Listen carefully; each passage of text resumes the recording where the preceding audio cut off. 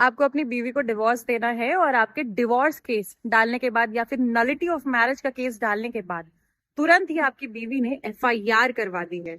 Generally वो 498A और 406 की कंप्लेन करेंगे। 498A यानी कि क्रूल्टी और 406 यानी कि उनका कोई सामान आपके पास बाकी रह गया है। अब देखिए, बीवी कई साल से आपके पास रह रही है तो कोई ना कोई सामान तो उनका आपके पास रह ही जाएगा, जिसके कारण 406 लगती है। अब एफआईआर होने के बाद सबसे बड़ा सवाल आता है कि इस एफआईआर के बाद अब क्या किया जाए।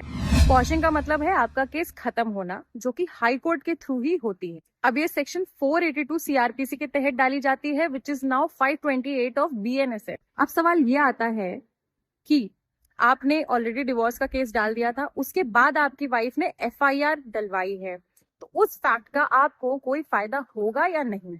तो जी हाँ, बिल्कुल मिलेगा। अभी नवंबर का ही जजमेंट है जिसमें हाई कोर्ट ने एफआईआर क्वॉशिंग के केस को तो खारिज कर दिया, लेकिन सुप्रीम कोर्ट में जब इसकी अपील डाली गई इसको रिस्टोर करवाने के लिए, तो सुप्रीम कोर्ट ने इस ग्राउंड को प्रॉपरली वैलिड कंसिडर किया और कहा कि एफआईआर करना केस करने के बाद एक अब्यूज है लीगल प्रोसेस का।